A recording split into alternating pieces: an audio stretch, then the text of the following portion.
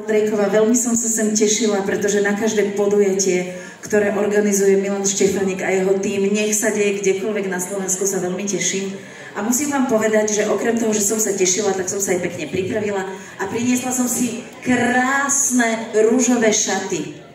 Ale keď som sem prišla, tak som zistila, že tu majú ešte krajšie trička. A Milan mi hovorí, Viviana, toto tričko si musíš dať, tak som si ho dala.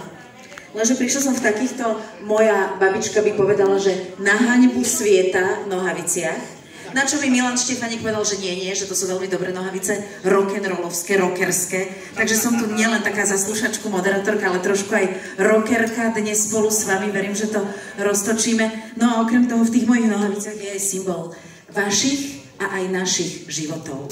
Lebo každý, tak ako je to na tých mojich gaťach, tak každý poznáme tie trhliny, tie diery, tie rany, ktoré sme si prežili, ktoré prežívame, ale nevzdávame sa. A ja som šťastná. Tlieskam ja vám, ďakujem, že tlieskate. Tlieskam ja vám a veríme, že vás dnes potešíme. Aj keď teda dúfam, že nebudete hneď na začiatku smutní. Dúfam, že vám budem stačiť ja v tomto krásnom tričku. Pretože ako mnohí z vás vedia, mal tu so mnou stáť dnes popoludní aj vynikajúci herec, perfektný človek, fantastický chalan, Majo Labuda.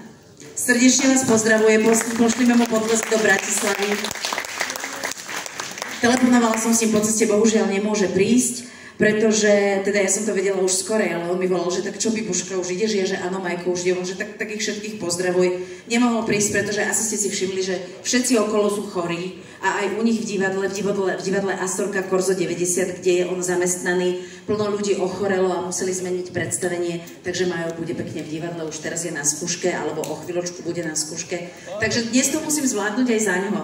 Takže verím, že sa nám to aj tak a vám, že sa to aj tak bude páčiť a že vás poteším, pretože tu nebudem sama. A ako dobre viete, bude to plno hviezd, zaujímavých, fantastických umeleckých zoskupení, Cigánsky diabli, Kolárovci, hudba vesmírna a predovšetkým vy.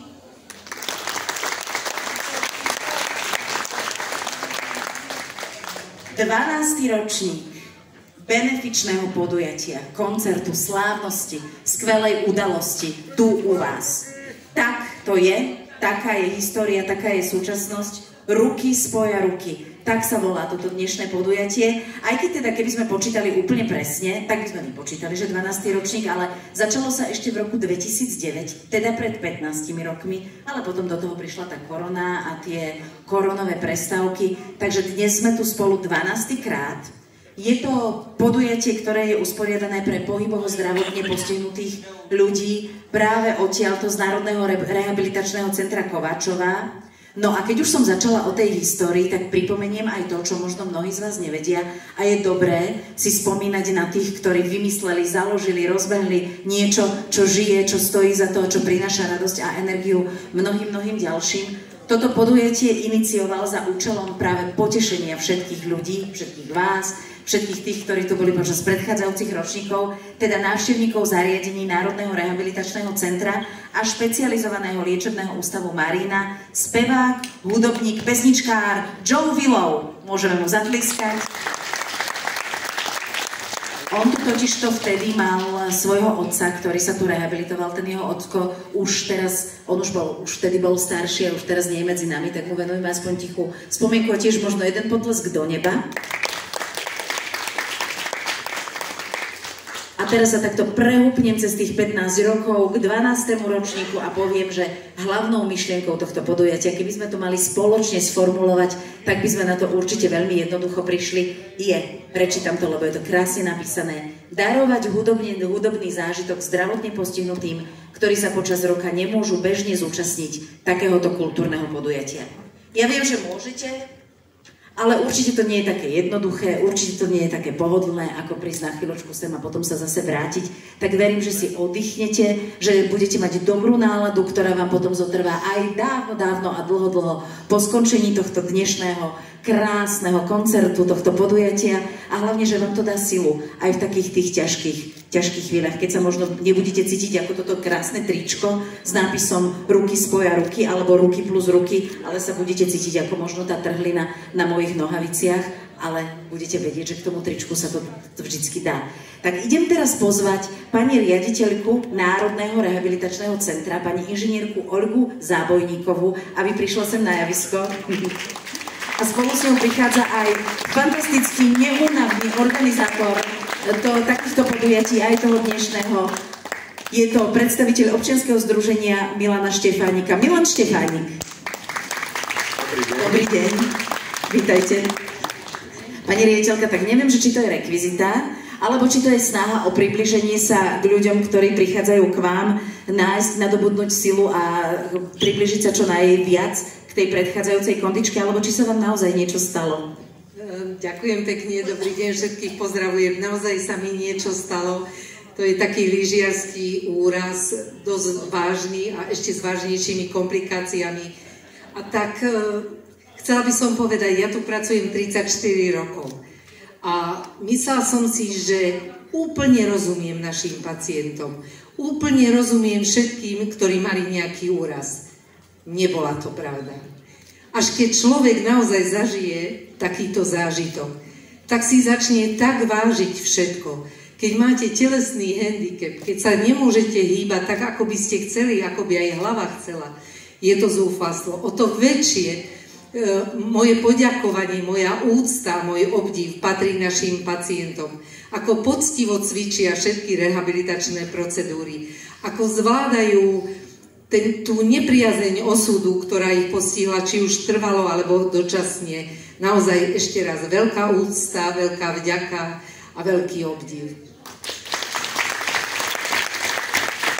A môžem vás teda ubezpečiť, pani riaditeľka, že ste na dobrom mieste a v dobrých rukách a pod dohľadom naozajstných odborníkov, takže veľa zdravíčka vám želám. Ešte poviem, som počula, lebo ja som sa aj na invalidnom vozíku pohybovala a jeden pacient povedal, my sme tu dobre, tu je aj riaditeľka na invalidnom vozíku.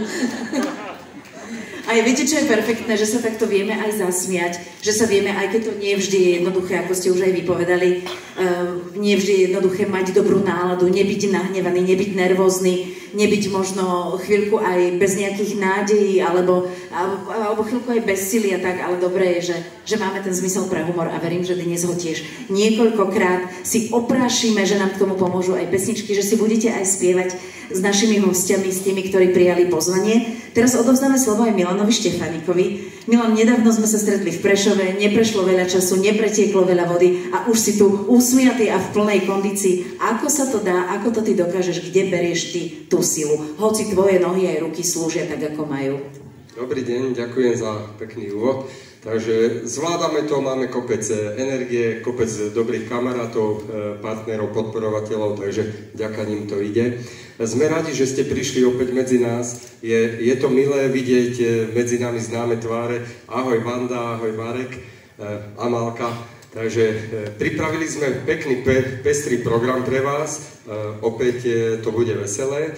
No a chceme poďakovať Národnému rehabilitačnému centru za podporu, všetkým partnerom, dobrovoľníkom, bez ktorých by to nebolo možné pripraviť. No a prajeme peknú zábavu. Ďakujem veľmi pekne. Ja sa už o chvíľočku niektorým z tých partnerov poďakujem aj menovite, ale je veľa ľudí, ktorí aj napriek tomu, že možno im nefunguje zdravie tak, ako by malo, tak dokážu veľké veci. A k takým ľuďom určite patrí aj Pavlinka Triščová, výtvarnička, ktorej dielo má každý z nás, kto má tričko Ruky plus ruky na svojej hrudi a ktorá namalovala takýto krásny obraz. Je to pekný veľký obraz a Pavlinka každý rok nám namaluje tento obraz. Ona žiaľ nemá ruky, tak ho nohami maluje. Teraz už má aj malú dcéru. A tento obraz máte aj na tričkách, bude vám pripomínať veľmi dlho tento pekný deň. Chceme ho darovať tu na pani inžinierke, pani riaditeľke a bude zdobiť steny tohto zariadenia. Tak ja vám ho takto odovzdám. Pani riaditeľka, kam si ho zavesíte? Viete čo, my si už robíme galériu Pavlinkinu, lebo naozaj každý rok tradične dostaneme od nej nádhernú malbu. A to, že bez rúk toto dokáže, to naozaj malovala láska. Tak to je tá fintička, že ako to tá Pavlinka dokáže, ona hovorí, ja som sa s ňou mala tiež možnosť robiť niekoľkokrát rozhovory, či v televízii alebo v rádiu, tak ona hovorí, že áno, že maľujem nohami, maľujem ústami, a pani riaditeľka to pomenovala perfektne, maľuje láska. Tak ešte jedno spoločné foto. a potleskom vás odprevadíme. Všetko vybavené. Ďakujeme veľmi pekne. Ďakujeme peknú zábavu prajem. Ďakujem za otvorenie, za takéto oficiálne a veľmi príjemné otvorenie tohto podujatia. Keď už hovoríme o zdraví, o dobrej nálade, tak vás chcem upozorniť aj na to, aby ste nezabudali aj na seba, pretože pravdepodobne, ako som naznačila, budete spievať, budete tlieskať, budete sa zabávať. Ak budete hladní, tak vonku vo foaje je pre vás pripravené občerstvenie. To prosím si užite vonku, nenoste ho dovnútra, ale keď budete smední, tak minerálky si pokojne doneste sem a robte to tak, aby vám bolo príjemne. My budeme mať aj vonku, už ste si to asi všimli, keď ste sem prichádzali, budeme mať vonku a už sú tam pripravené aj rôzne workshopy, napríklad enkaustika, maľovanie horúcim voskom na vytváranie pestrých obrázkov, takže aj takéto veci si môžete urobiť a počúvať možno účinkujúcich aj z diaľky, keby ste sa potrebovali nadýchať vzduchu vo väčšom priestore. Ja teda len pripomeniem alebo doplním Milana Štefánika, ktorý sa poďakoval partnerom, toto podujatie podporili a veľká vďaka patrí Národnému rehabilitačnému centru Kováčová. Ďakujeme za to, že tu môžeme byť, ďakujeme aj za bezplatné poskytnutie spoločenskej sály. Veľké ďakujem posielame aj firme SPIK SRO zdravotné pomôcky, IS Import Export. Podujatie podporila tiež Prvá stavebná sporiteľňa, advokátska kancelária MHS Legal, Minik, Ľudská a hotel Salamandra. Ešte raz ďakujeme veľmi pekne za podporu podujatia, pretože bez ich pomoci by sme sa tu dnes nemohli, alebo teda určite nie v takomto krásnom prostredí a za takejto veľkej účasti stretnúť a nemohli by sme sa tak dobre zabaviť. Takže ďakujeme a ďakujeme samozrejme aj všetkým umelcom, ktorí už o chvíľočku prídu na toto pódium. A vy už vidíte, že to pódium, aj keď je prázdne, ja takto trošku odstúpim, aby ste to videli, aké je nádherné. Aké nádherné hudobné nástroje tu sú a už prichádza jeden z najhlavnejších cigánskych diablov, Ernest Šarkézy, ktorý si sadá za svoj nádherný cymbal. Ja musím teda povedať, že kapela Cigánski diabli je kapela, ktorú určite všetci poznajú. Sú to hudobníci, ktorí sa venujú etnožánru, tak sú zaškatulkovaní, ale oni naozaj zahrajú hocičo. Je to kapela, ktorej muzika a život koluje v krvi. Ja teda musím povedať, že ich poznám zblízka a veľmi dobre, pretože ja keď vidím Ernesta, alebo keď vidím Silviu, tak okolo mňa sa mihne moja mladosť. My sme totiž to spolu študovali na Bratislavskom konzervatóriu. Ernest si už sadol na svoj hudobný nástroj, ja presne viem, čo znamená jeho uhrančivý pohľad, diabolský pohľad. Hovorí: Bibiana, príliš veľa rozprávaš, nechaj už zaznieť muziku. Dámy a páni, Ernest Šarkézy a Cigánski diabli!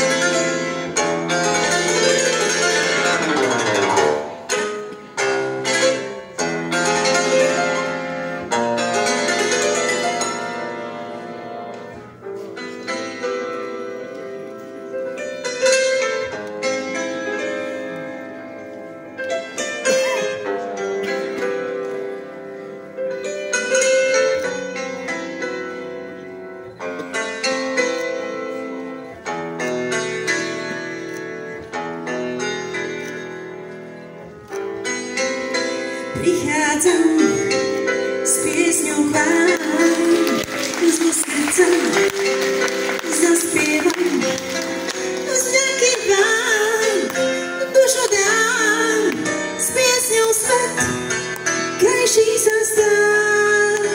Cymbal hrá, akord zná, pieseň laď, svetom brať, tóny